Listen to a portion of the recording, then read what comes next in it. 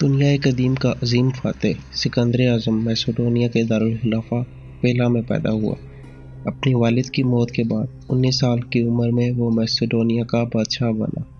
اس وقت میسوڈونیا کے لوگ جاہل اور ظالم تھے، لیکن کیونکہ سکندر اعظم نے اس وقت کے مشہور سائنسدان ارسطوٹل سے تعلیم حاصل کی، جس کی وجہ سے اس کی تربیت اچھی ہوئی، وہ ایک ذہین اور بہادر انسان تھا۔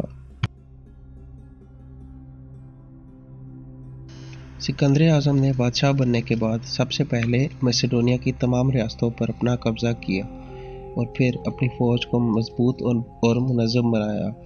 اس کے بعد سکندر اعظم نے مشرق کا رخ کیا اور گریس سے لے کر انڈیا تک فتوحات حاصل کی۔ کوئی ملک اس کی فوج کے آگے نہ ٹک سکا۔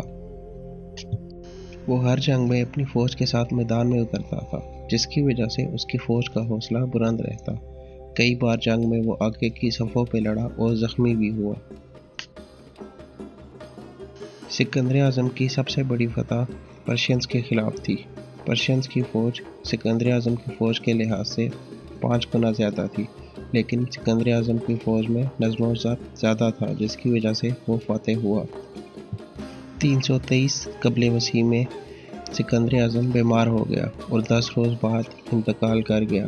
اس وقت اس کی عمر 33 برس تھی۔ اگر وہ کچھ سال اور زندہ رہتا تو شاید پوری دنیا فتح کر لیتا۔